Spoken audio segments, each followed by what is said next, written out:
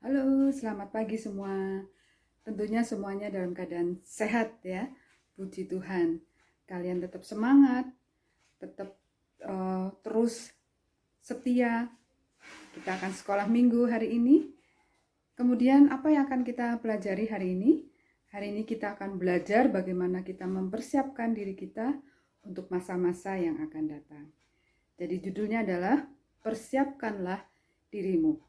Yuk kita ikuti penjelasan selanjutnya. Pada kesempatan hari ini, kita akan belajar tentang persiapkanlah dirimu. Kemudian ayat-ayat yang akan kita pelajari yaitu dari Kejadian 6 ayat 12 sampai 22, Yosua 9 ayat 13 sampai 15 dan Amsal 3 ayat yang kelima. Sebelum kita membahas lebih lanjut tentang firman Tuhan pada hari ini, marilah kita pujikan dulu lagu Laskar Kristus.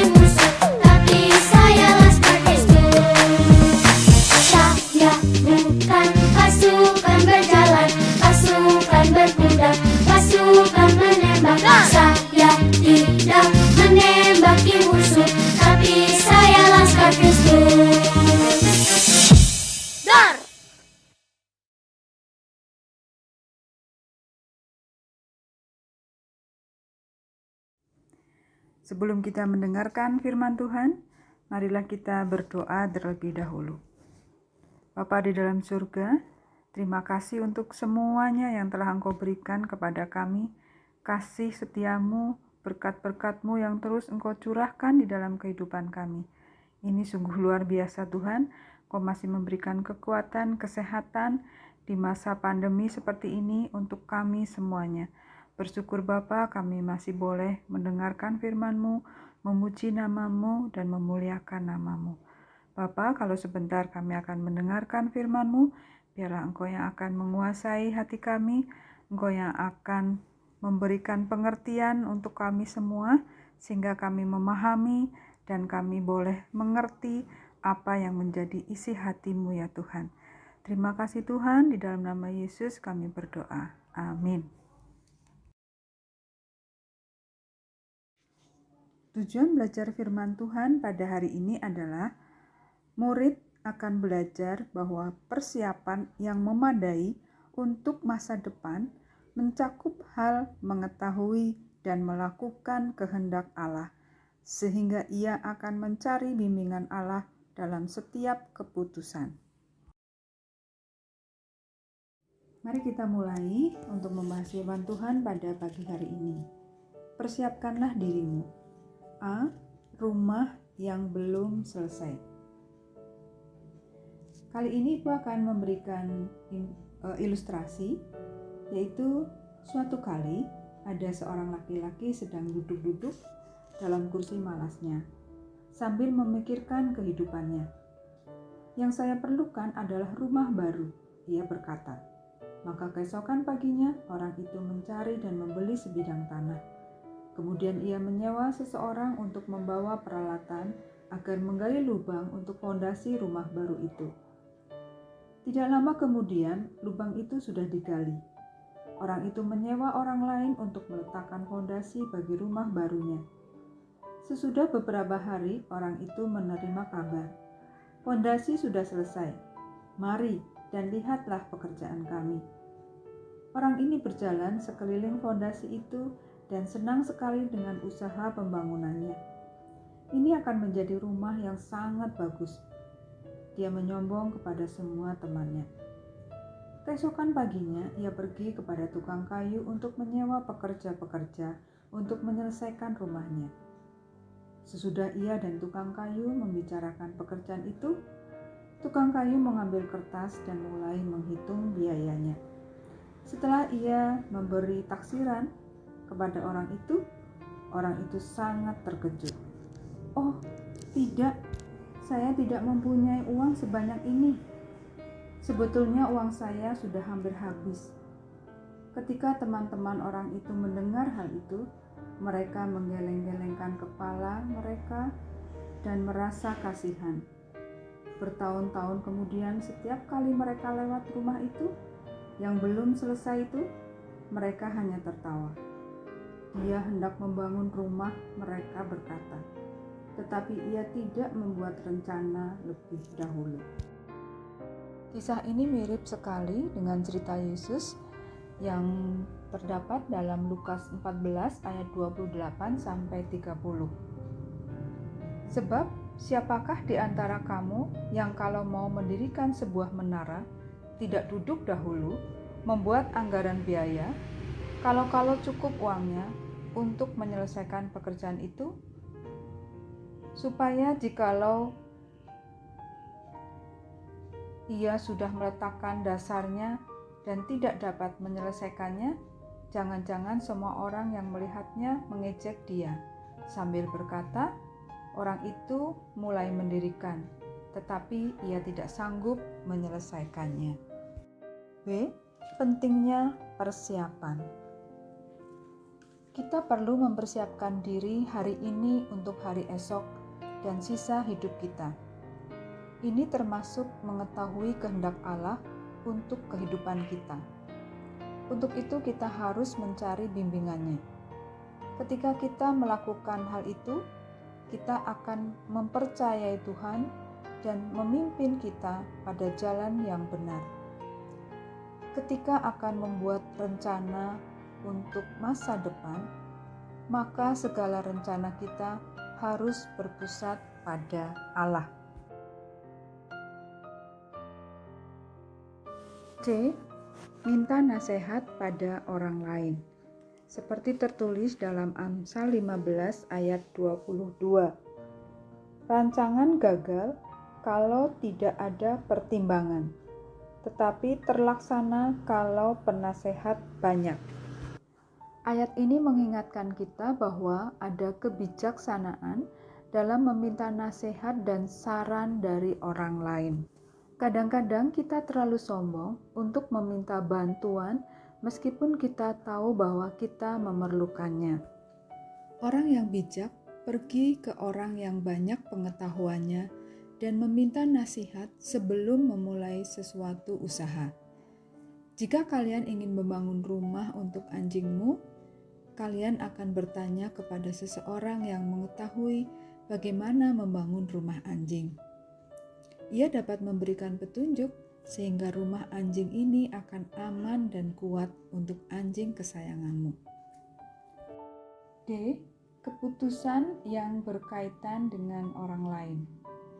Kadang-kadang kita membuat rencana yang berkaitan dengan orang lain juga. Dalam hal demikian, kita perlu memastikan bahwa tiap orang menyetujui rencana itu sebelum kita meneruskannya. Kita baca dari Amsal 20 ayatnya yang ke-18. Rancangan terlaksana oleh pertimbangan, sebab itu berpeganglah dengan siasat. Kemudian, rencana apa saja yang perlu persetujuan atau restu orang lain. Misalnya kalau kita akan melanjutkan kuliah ke perguruan tinggi. Banyak di antara kita mungkin bermaksud ke perguruan tinggi kelak. Beberapa mungkin memilih untuk mengikuti sekolah kejuruan.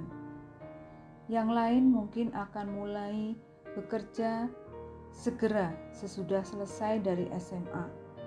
Semua rencana itu adalah baik.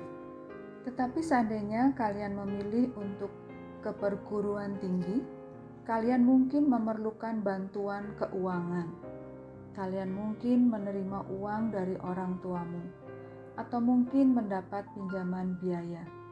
Kalian perlu membicarakan perencanaanmu dengan mereka yang menolongmu dan mendapat persetujuan mereka. Ketika tiap orang yang bersangkutan setuju, maka ada kemungkinan untuk meneruskan rencanamu. Rencana Allah tidak akan gagal. Seperti tertulis dalam Amsal 19 ayat 21, banyaklah rencana di hati manusia, tetapi keputusan Tuhanlah yang terlaksana. Ayat ini memberitahukan bahwa manusia mempunyai banyak rencana. Tuhan mengetahui semua rencana ini. Ia mengetahui rencana mana yang akan berhasil dan mana yang akan gagal. Jika kita meminta bimbingannya, ketika kita membuat rencana, Ia akan melakukannya. Perhatikan akhir dari ayat ini. Keputusan Tuhanlah yang terlaksana. Tidak ada yang dapat menghentikan kita jika kita mengikuti rencana Allah untuk ditentukan bagi kita. Amsal 16 ayat 3 berbunyi demikian, serahkanlah perbuatanmu kepada Tuhan, maka terlaksanalah segala rencanamu. Ketika kita menyerahkan semua pekerjaan kita kepada Allah, Ia akan mengarahkan pikiran kita ke arah yang benar. Ini tidak berarti bahwa semua hal akan selalu berjalan sesuai dengan kemauan kita. Kita mungkin akan mengalami kekecewaan, tetapi pada akhirnya hidup kita akan berhasil bagi Tuhan. Tuhan mengarahkan langkah kita ketika rencana kita dibuat. Kita harus membiarkan Tuhan memimpin kita. Nuh sudah siap. Contoh tentang seseorang yang sudah siap terdapat di Kejadian 6 ayat 12 sampai dengan 22. Dalam ayat ini mengisahkan bagaimana Allah menyuruh Nuh membangun bahtera dan mengisinya dengan semua macam binatang. Nuh berusaha sekeras-kerasnya dan menaati semua petunjuk Allah yang diberikan kepadanya. Ia tidak berkata, "Saya akan mengerjakannya nanti saja," atau "Saya akan melakukannya sebagaimana yang saya kehendaki." Ia diberikan pengarahan khusus dari Allah, dan ia mengikuti petunjuk-petunjuk itu dengan tepat. Seperti tertulis dalam Kejadian 6 ayat 22. Lalu Nuh melakukan semuanya itu tepat seperti yang diperintahkan Allah kepadanya. Demikianlah dilakukannya. Nuh membuat rencana lebih dahulu. Ia dan keluarganya mempersiapkan diri untuk menghadapi air bah yang menurut firman Allah akan dikirimkan. Karena ini, Nuh dan keluarganya selamat pada waktu itu. Semua orang lain tenggelam. G. Orang Israel tertipu. Seperti tertulis dalam Yosua 9 ayat 3 sampai 15. Di sini mengisahkan bahwa bangsa Israel setuju untuk membiarkan penduduk Gibeon hidup sebagai tetangga mereka. Penduduk Gibeon telah mengakali orang Israel dengan berpura-pura menjadi penduduk negeri yang jauh. Allah tahu penduduk Gibeon tinggal di Kanaan, tetapi orang Israel tidak meminta bimbingannya. Mereka bertindak tanpa meluangkan waktu untuk mencari Allah. Karena hal ini, orang Israel tidak dapat memenuhi seluruh perintah Allah untuk menaklukkan semua musuh mereka. Ayat hafalan minggu ini mendorong kita untuk mempercayai Allah daripada mengandalkan akal kita sendiri. Percaya kepada Allah. Arti dari percaya kepada Allah adalah menyerahkan seluruh kehidupan kita kepada Tuhan dan berhenti khawatir tentang apa yang akan terjadi. Jika kita melakukan bagian kita dengan hidup bagi Allah dan mengikuti perintahnya, kita dapat yakin bahwa Dia akan membimbing hidup kita dalam tiap bidang. Ia akan mempersiapkan kita untuk setiap situasi yang akan kita hadapi. Jika kalian membuat rencana dengan berdoa, kalian akan siap untuk menghadapi masa depan. Serahkan rencanamu kepada Tuhan dan percaya kepadanya untuk membimbing langkah-langkahmu. Ini akan menjamin kehidupan yang baik di masa depan. Ayat hafalan pada minggu ini diambil dari Amsal 3 ayat yang kelima. Percayalah pada Tuhan dengan segenap hatimu dan janganlah bersandar kepada pengertianmu sendiri. Kita baca sekali lagi, Amsal 3 ayat 5. Percayalah pada Tuhan dengan segenap hatimu dan janganlah bersandar kepada pengertianmu sendiri.